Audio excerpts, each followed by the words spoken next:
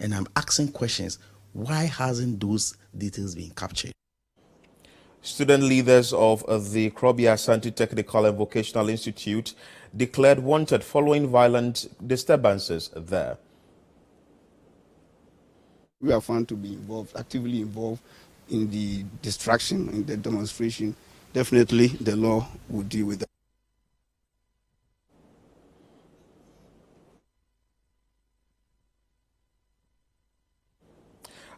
A national disaster management organization in the eastern region threatens to demolish all structures being put up by developers within buffer zones of quarry companies operating in the area.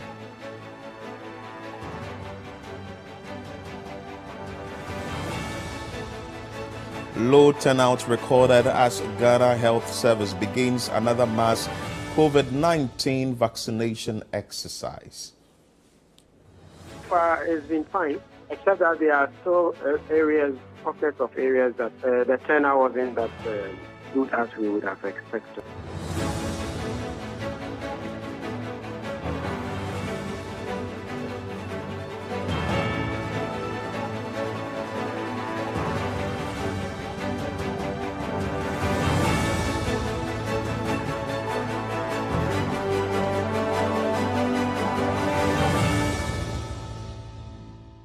CNR Extra is live on CCTV, and as usual, you can join us with your contributions and comments via our WhatsApp line 0204447033. As well, you can join us on YouTube as we stream live on CCTV. Lartey, you are welcome to the show. Thank you, Philip, for having me. We have a lot to talk about. I'm in a week of a lot of interactions. Exactly, from the Auditor General's report yeah. and all that. Last week we were talking about the Public Accounts Committee. This week as the Auditor General's report on COVID-19 expenses. Let's bring you the very first story. And the Auditor General's report has uncovered infringement in the disbursement of COVID-19 related funds. Let's bring you that insert. From the Auditor General, as he has uncovered infringements in the disbursement of COVID-19 related funds.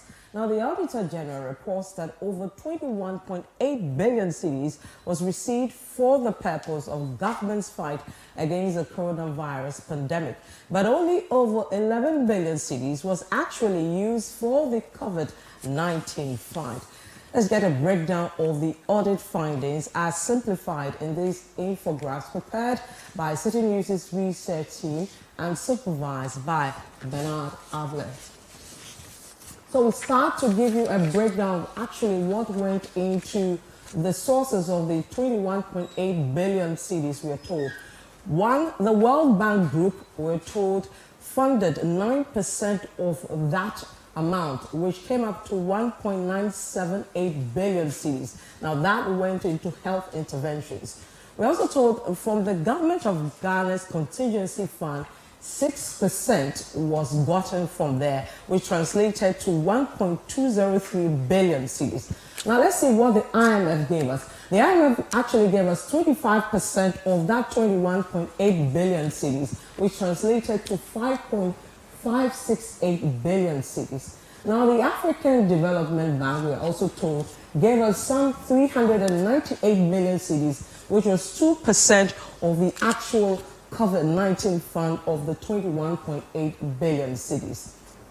Now, let me take you to the European Union. We're told they also gave us 3% of the total amount, which translated into 569 million cedis. Also, the Bank of Ghana, through the COVID-19 bonds, also gave some 10 billion cedis, actually one of the largest funds we saw, which translated in as much as 46% of the 21.8 billion cedis. Now, there were other funds that we got from the government of Ghana coming up to 10%, which was 2.127 billion cedis. So, of the 21.8 billion cedis, sources for COVID-19 funding, there were 7 places we got that money from. The World Bank Group, the Government of Ghana Contingency Fund, other Government of Ghana funds, the IMF, the African Development Bank, the EU, as well as the Bank of Ghana COVID-19 bonds. Let's bring you some more breakdown. Now, this, we're told, is the total disbursement of how the 21.8 billion cedis was utilized. Now, we're told 54% went to COVID-19 activities, which is actually what the money was supposed to be used for. Unfortunately, the government didn't use all the 21.8 billion cedis for the COVID-19 activities. We're told 46% of the 21.8 billion cedis went into budget support. Now, that translated into 10.1 billion cedis. So that research was done by City News' research team supervised by Bernard Avle. And the minority in Parliament has been raising some concerns that more infractions will be raised by the Auditor General in that report. Let's bring you that insert as well, then we have a conversation on that. Let me take you to Parliament because the minority there says there are more infractions yet to be covered.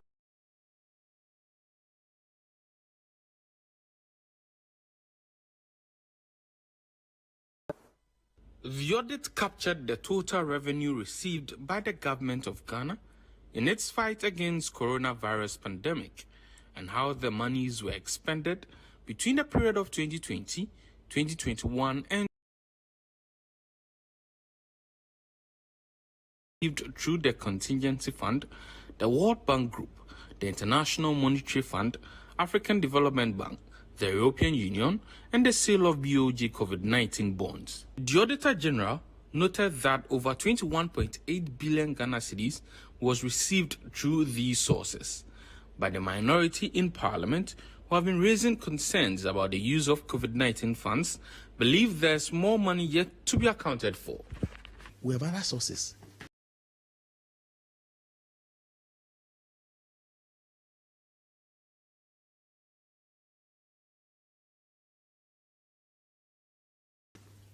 I haven't seen these figures stated anywhere. If I look at the details I have and the ones he's excluding, I think that it's even beyond that. It's more than that. Okay? Because if you look, the details are there and he has cited the details. So when you add them up, that's what he is getting.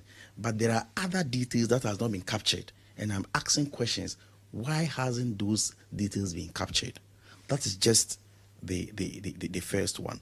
Out of the over 21.8 billion Ghana cedis, over 11.7 billion was used directly for COVID-19 related activities, while the rest was used for budgetary support.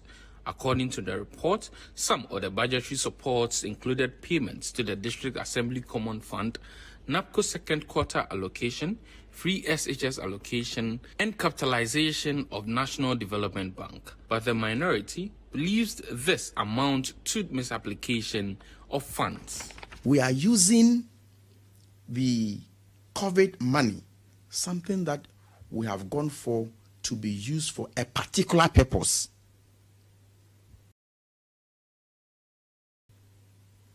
I mean, you clearly see that this government sets out to misapply, to squander the COVID-19 money.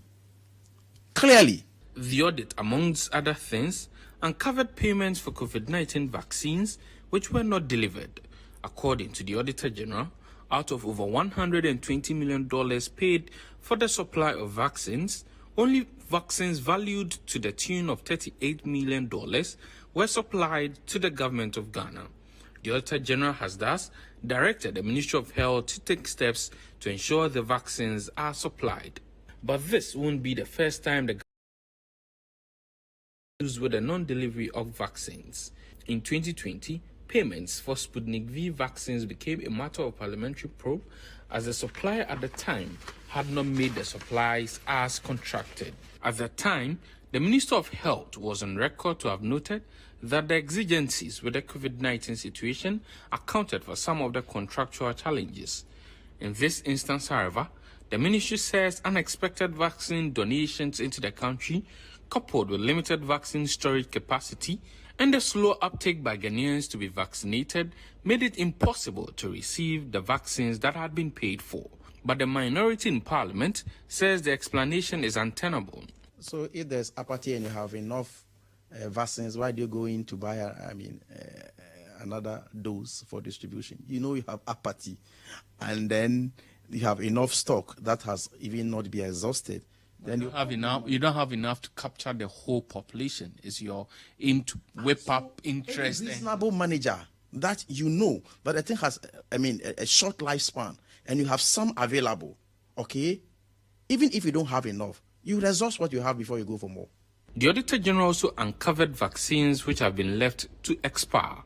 The Ghana Health Service has been responding to that aspect of the report. And you have a vial that contains 20 doses, and you open and you have only 10 patients. You cannot use the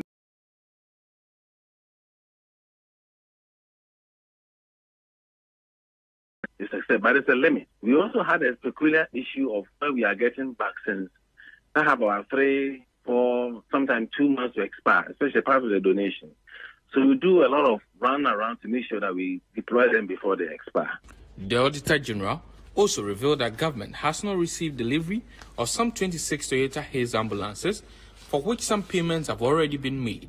The Auditor General revealed that the government also paid an additional 20 million Ghana cedis for a 15 million Ghana cedis building that had been purchased for the purpose of being used as holding and isolation center in Adaklu. With these revelations, what becomes of the committee set up by Parliament to probe COVID-19 related expenditure? The committee that Mr. Speaker put together will start sitting as soon as possible. And if you care to know,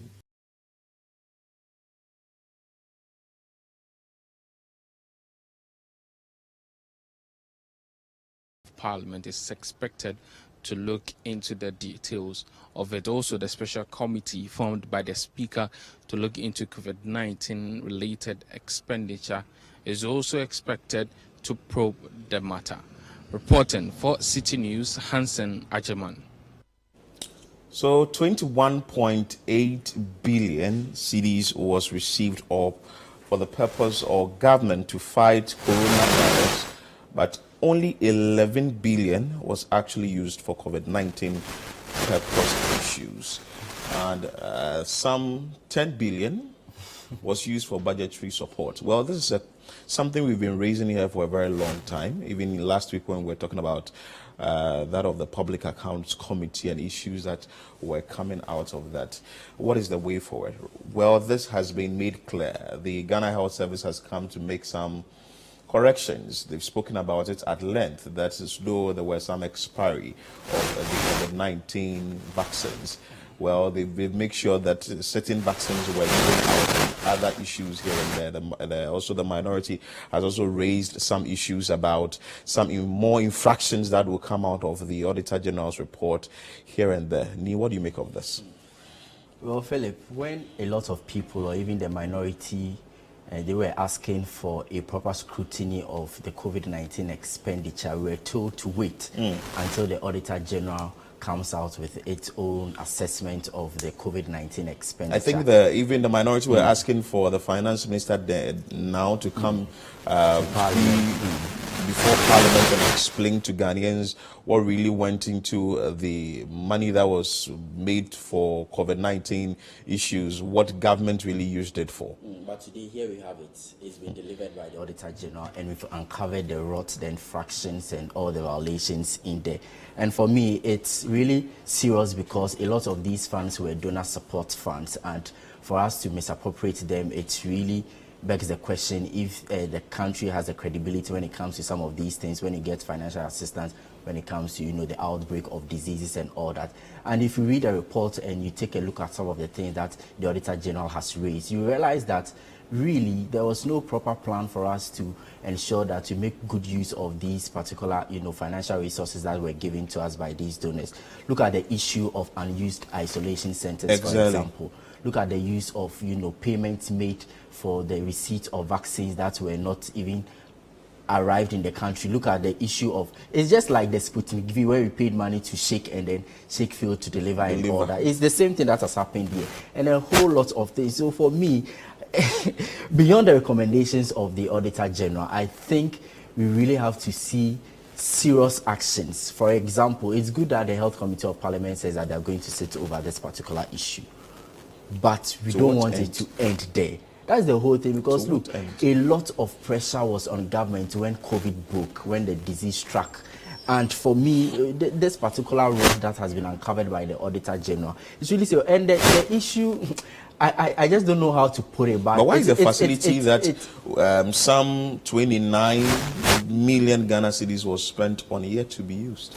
I don't even know. And we saw in this country how private individuals took the challenge upon themselves, set up another isolation center. It was proper, use of resources from the private sector, and government has the opportunity to do something like this, and the thing has become a white elephant. And I don't want this to end as business as usual. We have always said time without number that, look, it's high time the Auditor General is giving that prosecutorial powers, because look, audit, as I know, will always give or come out with recommendations, disallow, charge, retrieve, and all that. But if that is not done, then what really becomes of the report? Proper evaluation and monitoring of all. So can we say that, well, I stand to be corrected, but can we say that the economy has gone down as a result of COVID-19? The country has done what? The economy of the country, that has been said, that COVID-19 has played a role, and also the Russia-Ukraine issue, war, has also played a role. Well, looking at the issue right now, that this amount of money was given, some 21.8 billion cedis was gotten, and also now 11 billion was what was used directly for COVID-19 issues. The over 10 billion was used for budgetary support. Can we say that, because some people have argued that during that period we had enough money that could be used for other things for the economy, and we shouldn't get here now? Well, a lot of countries, even developing ones or developed ones, have even said that, of course, the pandemic had a toll on the economy and all that. But our context as African countries is different.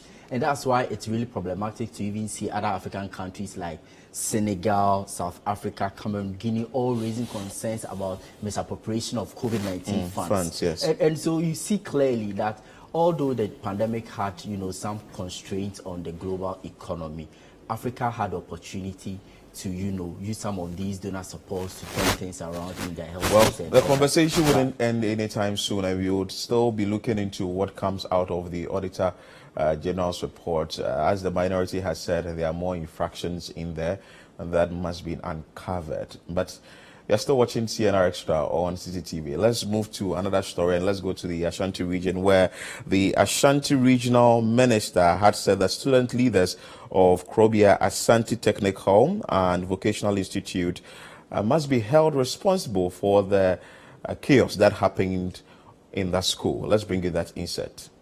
And the Ashanti Regional Minister, Simon Osei-Mensah, has said student leaders of the Krobia Asante Technical and Vocational Institute must be held responsible for violent disturbances in the school. He has asked the police to declare the student leaders wanted after students on Sunday went on a rampage and destroyed public and private properties. So the News' Ashanti Regional Correspondent has more. The distraction caused by students during Sunday's protest remains visible at the Krobia Asante Technical and Vocational Institute. The incident has left teachers traumatized. The principal of the school, Evans Douglas Salvo, who was nearly attacked during the protest, narrated what happened. Around 8 minutes after 12 midnight on Saturday. In fact, all I saw that first, the students were making noise. I asked two of my housemasters to find out what was really happened.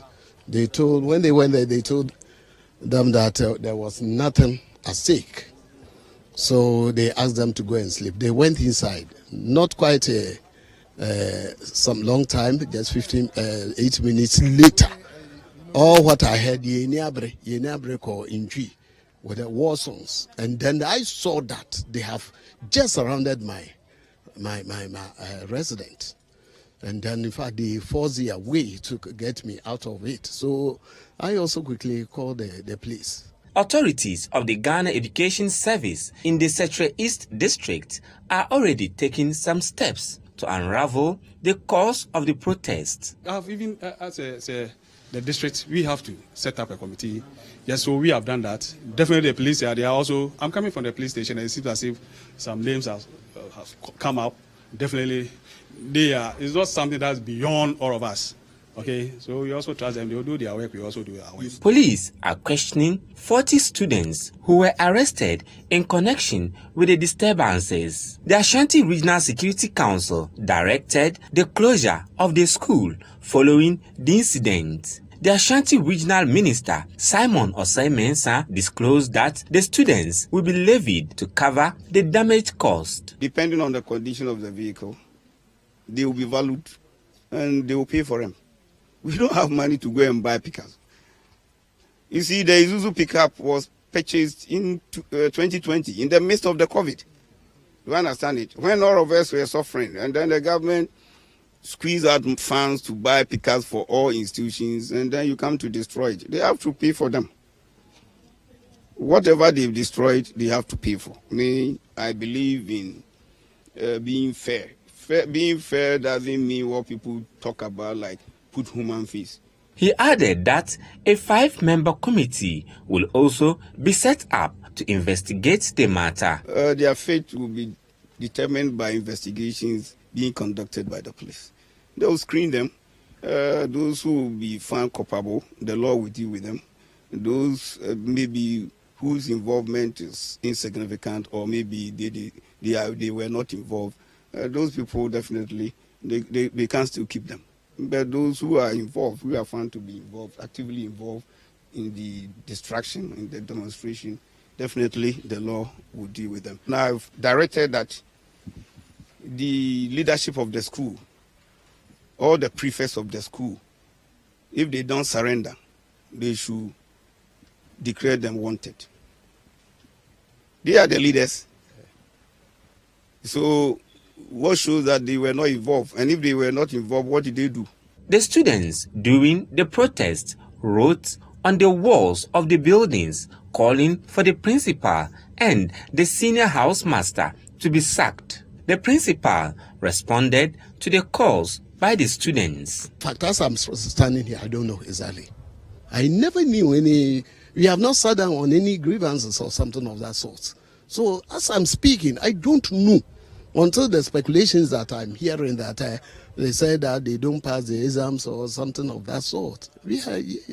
Maybe the police will tell me exactly what's happening. Police are continuing their investigations and will soon arraign the suspects. The distraction caused during the protest is widespread as key facilities in this school have tasted the anger of the rampaging students. But for the Ashanti Regional Security Council, one thing remains clear. The students must pay for their actions. Hafiz Tijani, City News, Krobia Ashanti Technical and Vocational Institute, Ashanti Region. So the Ashanti Regional Minister says that the valuation will be done and the students will be surcharged, or they would have to pay for what has been destroyed in the school. It looks like the Ashanti Regional Minister is being frank. It's like this has to be done and that has to be done because what happened there, in all uncertainty, like I said yesterday, has to be condemned, and this is not supposed to be done, because even if you have grievances and you want it communicated to the various authorities, this is not the way to go about it. You go about it destroying property and all that in the school. And yesterday, when the Ashanti Regional Minister was interviewed by Omar Sanda Madu, he was very clear in whatever he stated that the school has been shut down and the student leaders, they are supposed to be declared wanted if they are not making themselves available for investigations. Well, I'm really divided as far as this particular issue is concerned, because look, in as much as we want to say that what the students did was wrong, was condemnable, they didn't have to do that, the manner in which they are being handled is also a source of worry, because to declare them wanted and all that, of course, to process them for the regional minister believes that if something in the school should happen, and this is what is happening there, meaning the leaders are aware of whatever is going to happen. Granted, what if the leaders do not even have an So they should make themselves available.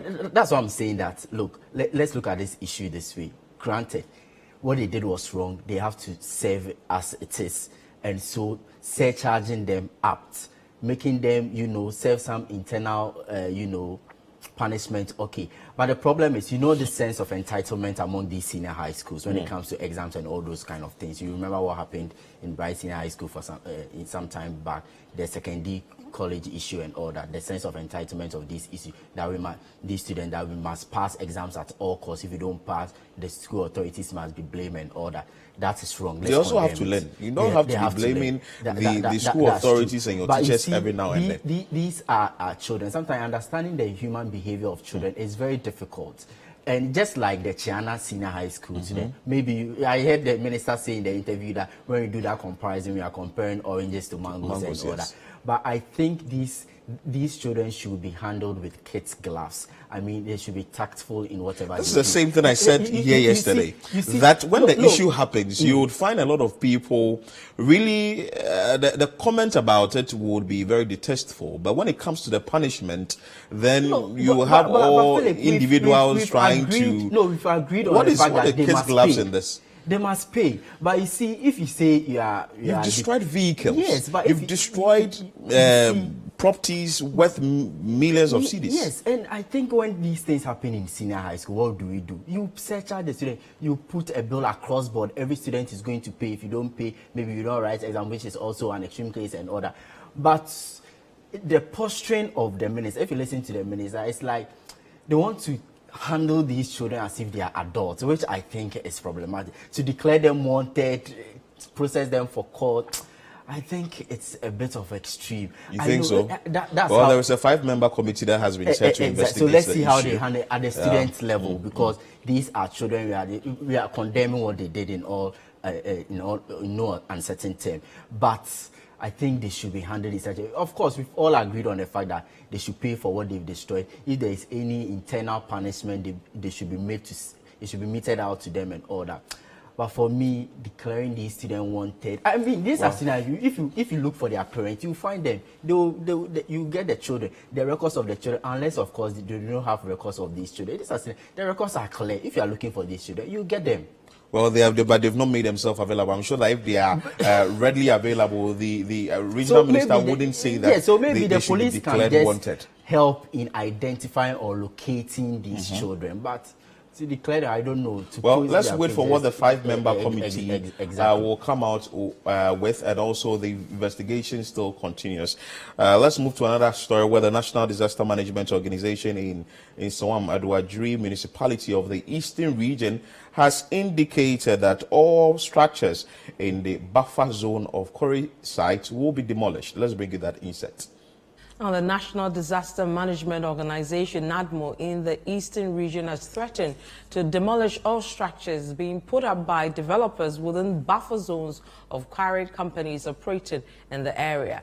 Now, according to NADMO, the continuous encroachment and stay in the operational areas of these companies do not only pose a threat to the lives of the encroachers, but the government as well, as the state will have to cough up huge sums of money to cater for medical expenses in the unlikely incident of a blast within the buffer zones of the quarry companies.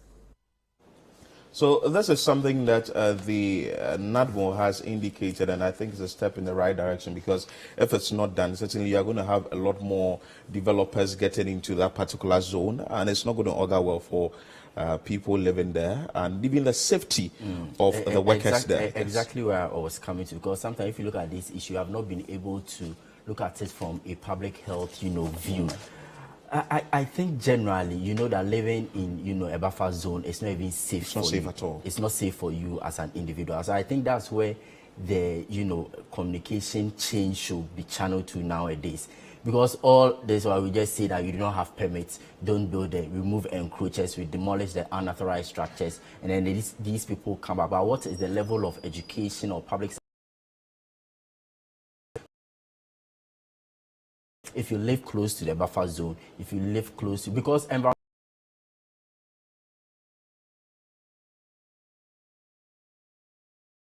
particular form of disease, i.e. radiation, dust, the noise from the quarry and all that, it's not even safe for human habitation. So in as much as the assembly must also ensure that people do not put up structures along these places, I think health authorities there should be that form of, collaboration, joint, things that they will ensure that people do not move there. Because I listened to the NADMO boss for the area.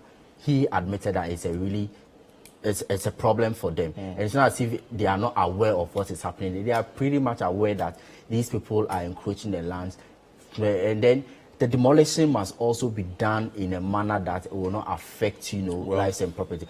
Because usually people are not giving ample notice. You just move to the scene, you raise the facility. Sometimes military security agencies or invade the place and all that. NADMO says they are going to demolish. Now, when they demolish, they should do it properly. Or they should go by their words, like they've indicated. We get more actions, less talk. Anyway, I'm watching CNR Extra on City TV. Still to come.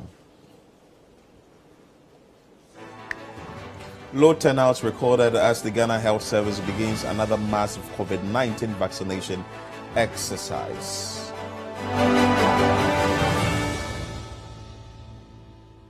Kindly stay with us. We'll be back with more stories.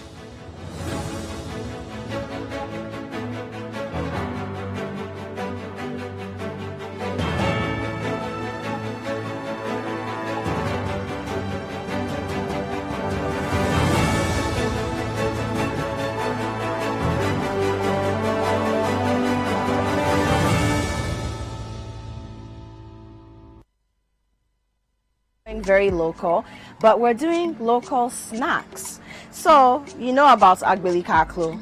We've got some cassava in there. Some people in other parts of the world may call it yaka.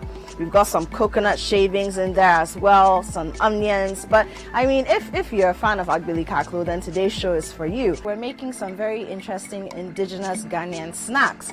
First on the menu, we have Russian bullets. What are those? In other words, agbeli kaklo. And we also have peanut brittle. What do we call that? Inkati cake. It's that simple. And I have the perfect person to teach us how to make them at home on our own. Chef Tracy. Our sugar is, well caramelized. So yeah, that's what the caramel looks like. Okay. So we're adding our crushed groundnuts or peanuts now. So I should just stir, Chef Tracy. Okay. So I can cut in any shape. Yes, go ahead. This is the fun part. So take your time and handle it with care. Yes. Tender, loving care. Exactly. We are romancing the cassava. You have to. So that we'll get a romantic agbeli kaklo.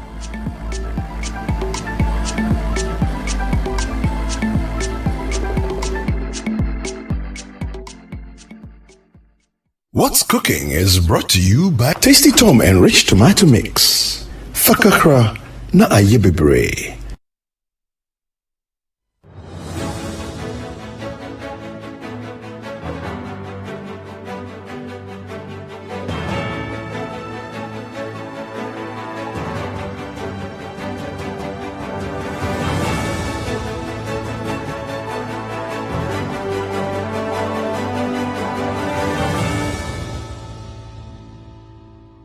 Many thanks for staying with us here on CNR Extra. Let's go straight to another story, and let's go to Ahanta West Municipality, where some chiefs there from the Upper Discoff Traditional Council are asking the police to arrest some galamseyers in the area. Let's bring you that insert. Now, some Ahanta chiefs from the Upper Discoff Traditional Council in the Ahanta West Municipality of the Western Region are demanding prosecution and a punishment that will serve as a deterrent for an alleged galamsey kingpin they arrested at Ahanta, Banso and handed over to the Agona and Kwanta police. Now, the chief spoke to City News at the Agona and Kwanta police station after they handed over the excavator the alleged galamseyer was caught devastating their plot of land with. City News' Akwese J. has more. Since the destructive galamsey gained national attention, prompting a nationwide fight against the menace, several stakeholders, including politicians, civil servants, and traditional authorities, have all been implicated as entities contributing to the never-ending illegal gold mining business that has devastated the forest and polluted river bodies. This led to calls for traditional authorities to come clean by helping to fight against the devastation by galamseyers. It is in response to this call that the Upper Disco Traditional Council last Saturday led their Asafu team, arrested and handed over to the Agunan Kwanta police an alleged galamsey kingpin who has been engaging in illegal mining activities with impunity for the past 5 months and in connivance with some persons.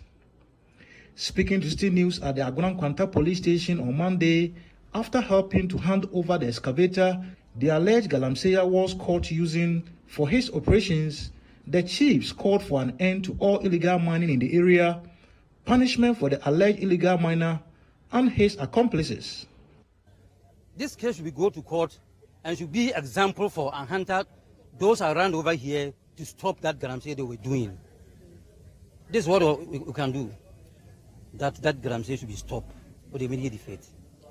Galamsey digging is not part of the Disco traditional area. So you heard it from there that some people were bringing these excavators and others to our land. You should mount a search on that, but you were not able to catch anybody until yesterday. But 2 days ago that you caught one, and it is brought to this police station. We feel very disturbed. We feel very disturbed on this land because the land can be used for other different purposes, but not for this purpose. As excavator is digging out this land for useless things, for against some people, very few people to get access to this and make use of it. So we are very sorry this thing is happening on our land. Meanwhile, the district police commander of the Ahanta West municipality, Superintendent Joseph Apasu, who received the chiefs to the confiscated excavator at the Agunan Kwanta police station, told City News he is unable to speak on the charges against the alleged galamseyer, but will be decided by the Attorney General. So to have traditional authorities supporting government's fight against illegal mining is a step in the right direction, because the government has asked for all and sundry to be a part of this fight. If you remember, the president went to the Ashanti region where he engaged some chiefs and also MMDAs, the DCEs, to also help in the fight against illegal mining. And this is what is coming from the Ahanta chiefs. What do you make of it? But really, the Western Region chiefs, they are really doing some good job. Remember the issue of the city chief who is said to have instituted some measures that cleared the water bodies in the area. And so this time around, somebody has been arrested. But it looks like the issue of galamsey isn't topical now, is reducing. What do you think? You think it's now people are now adhering to it, and no, the new year just began. Okay. The new year just began, Accepted. so people are just putting things Accepted. up. But of course, galamsey fight, we want to say that it's high time we dealt with it once and for all. And so for me, let's commend the chiefs for what they've done, because this man was seen with an excavator distracting some land. They reported him to the police. The person has been, and if you listen to them clearly, they are saying that they will not accept anything than a deterrent punishment for this galamsey kingpin, or as it were. Arrested the Hunter Banso and handed over to the Agunan Kwanta police. Yeah, and so for me, it's really one that I must say that the chiefs have really done well, because look, we've said time without number that if you see something, say something. And of course, this is what, the chiefs in the region have, demonstrated largely. And so I just want to say that the investigations must be thorough.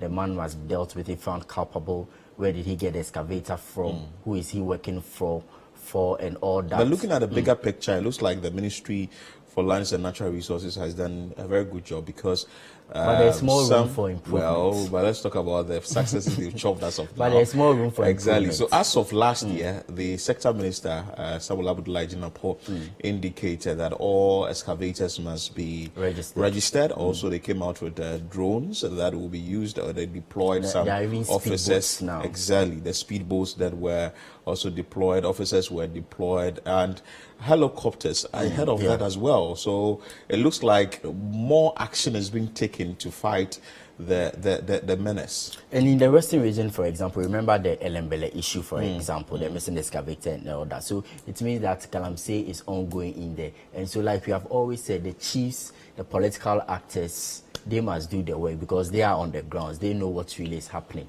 if people are, breaking the law with impunity, they must be dealt with. Because look, sometimes we have a lot of policies, but implementing it becomes a problem. We always haphazardly implement policies and order. When you go to the records, you see there is this, there is that, but as to how we are enforcing them to crack the whip on, offenders to ensure that we sanitize our land and water bodies. Really, that's the question. So look, this man, this Galamsey, he really has a lot of questions to answer. I want to believe that he's not even working alone. He has a lot of people working. He's working with. There's somebody behind the scenes and all that. Who is this person? Can he tell us who the person is? How far have they gone with this particular illegality and all that? So all these things must come up with the in the investigation, so that we see how we can deal with him and his perpetrators. Well, so the chiefs are doing their bit, and also government is doing its part to ensure that illegal mining is something that becomes a thing of the past. And also government is doing its part to ensure that at least people who are in this particular business are dealt with. Let's move away from Galamsey issues and bring you the vaccination exercise that has come back. That is the COVID-19 vaccination exercise, but has recorded low turnout. Let's bring you that insight. Now, the Ghana Health Service began another mass vaccination exercise of COVID-19 on the 20th of January 2023.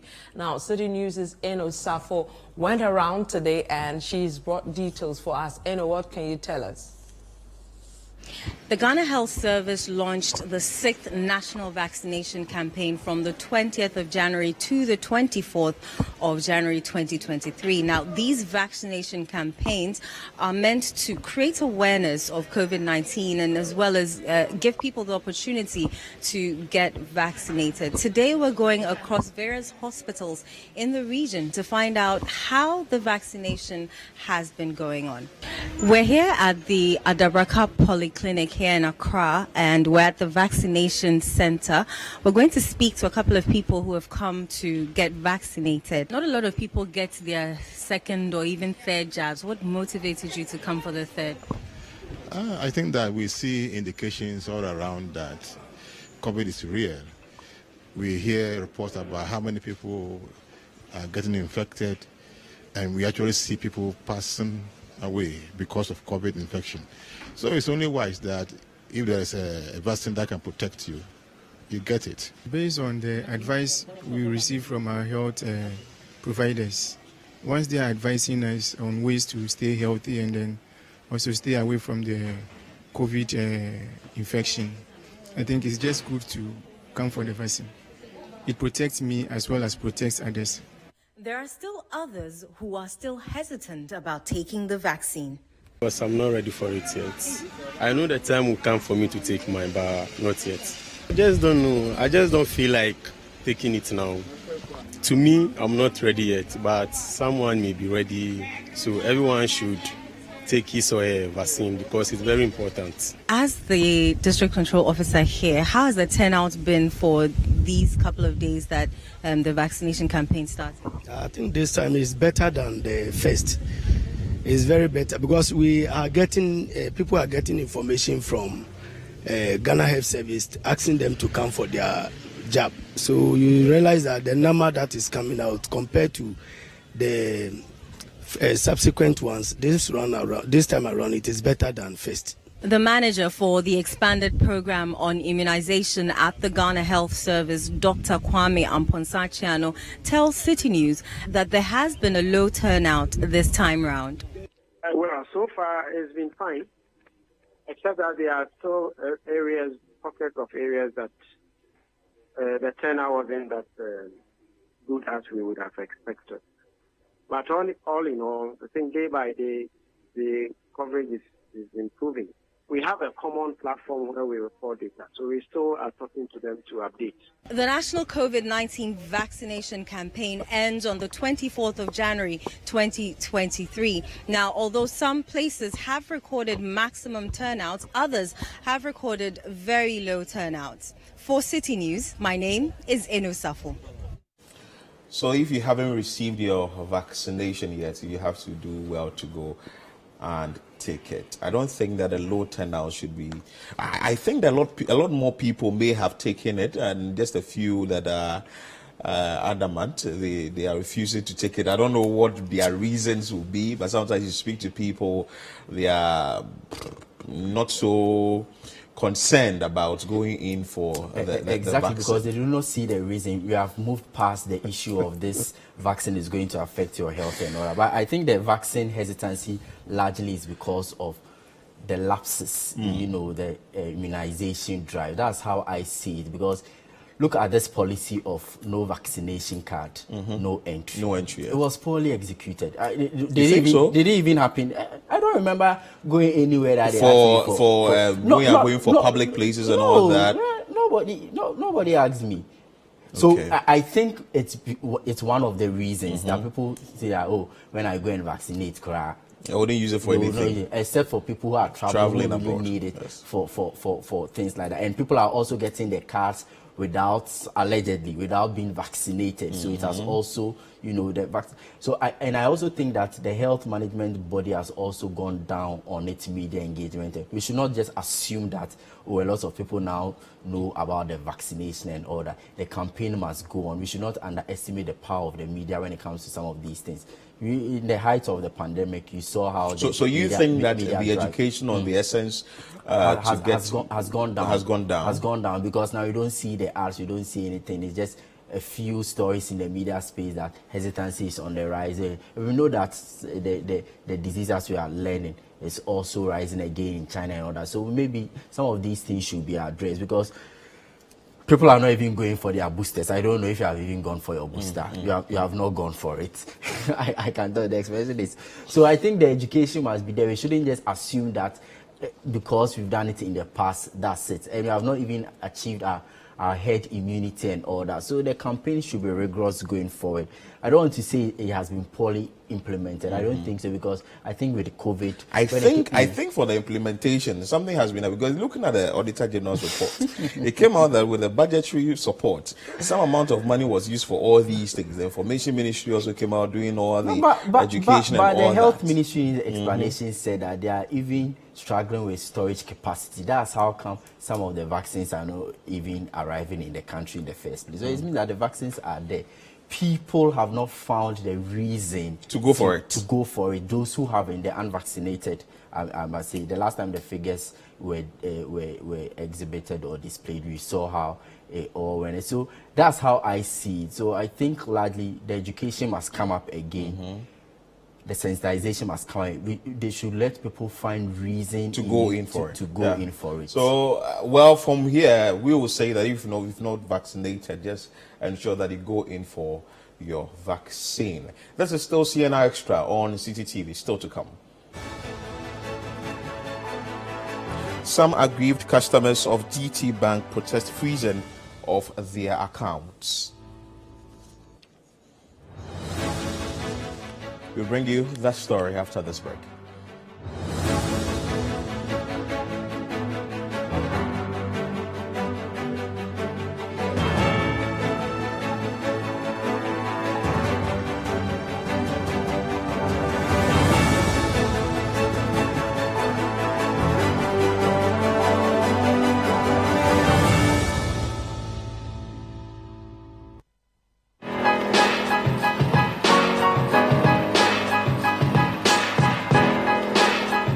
Aside raising funding and be a unicorn, the main goal is to impact life, to enrich minds, to know that the African youth is capable of changing the narrative, taking charge of their lives, whether it's running a business or working for a company.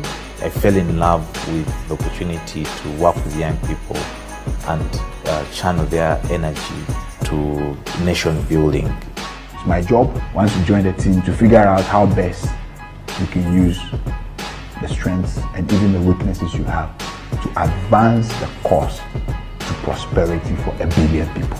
The generation before us helped us, and then we help the next generation. Well, our struggles may be singular, but our destinies are shared.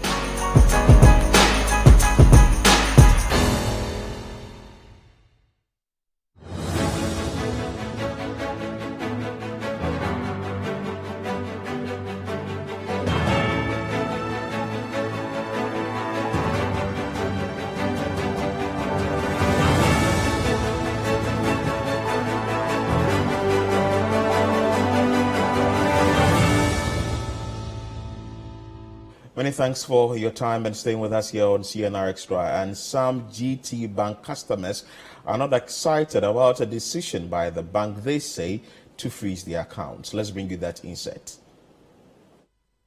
Some aggrieved customers of GT Bank are threatening to stage a demonstration as well as initiate illegal action against the financial institution for freezing their accounts. Now, scores of affected customers masked up at the head office of the financial institute at the Ridge Roundabout on Monday, demanding the bank to rectify the matter. Now, speaking to City News, the affected customers said the freeze on their accounts is negatively affecting them.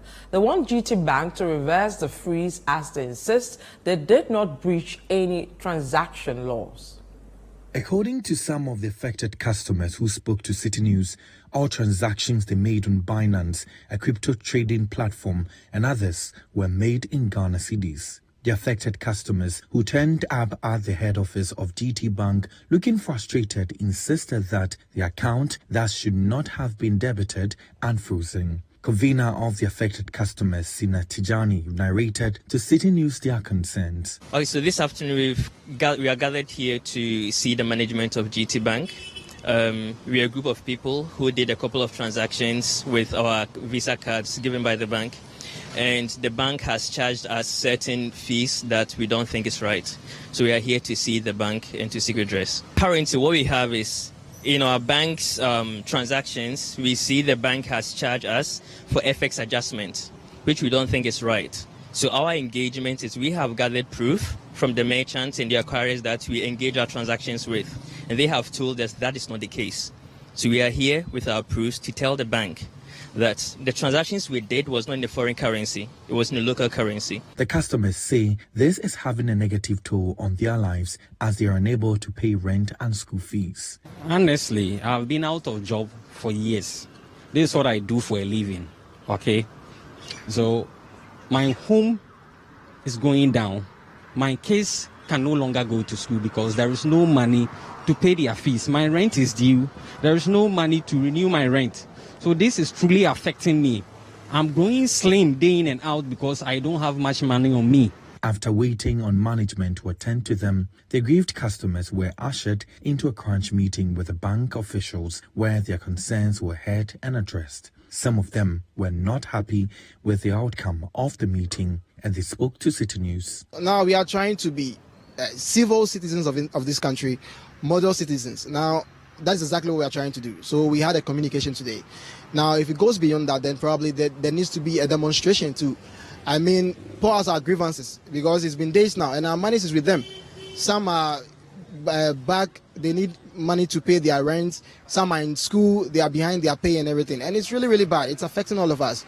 So if they fail to communicate as gentlemen like they did today, and it takes more than 24 to 48 hours, then probably we need to demonstrate something with our action. We are law-abiding citizens.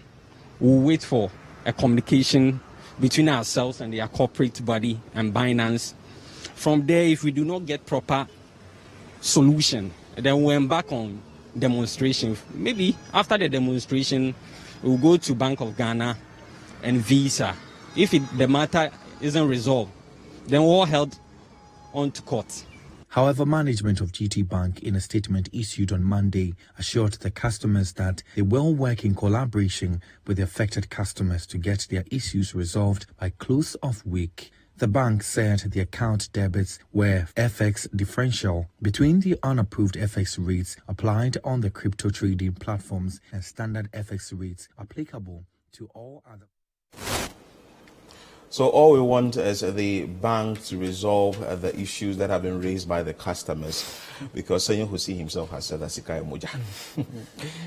Well, I do not understand really the concerns of these people, but having read a statement from the bank which has to do with, FX differentials or variation, I suspect that I think they use their bank account for this cryptocurrency the Binance, Binance, and then the calculation of the FX rate is what has resulted. I think the same thing happened with the FBN bank, and they also raised issues like that. But my plea is that I think the banks really have a lot of work to do, because the cryptocurrency space is not regulated or even legal in Ghana. So when it comes to some of these things, consumers are really at a loss as to how. And so when it becomes that way, you realize that it's very difficult for these customers to get any remedy thereof because of the regulation issues and order. Maybe SEC, that's the Securities and Exchange Commission, will have to step in and order. But because it's not legal or regulated in the country, some of these things are very difficult to, conclude when it comes to it. So these are the concerns that people have raised. The bank has also given its explanations. They said that the Binance people have given them proof. The bank should also give them proof. Let's settle the issue. And then sensitize them that this thing you are doing is becoming difficult I'm sure it will be. I know that people do it. People do it. But when it involves regulated financial institutions like the banks, it's become very difficult to handle some of these things. Well, we just hope that that issue with the GT Bank and its customers will be resolved immediately. This is how we end today's edition of CNR Extra on CGTV. My name is Philip Lartey. I did this with Larte. Many thanks for your time and keep watching CGTV.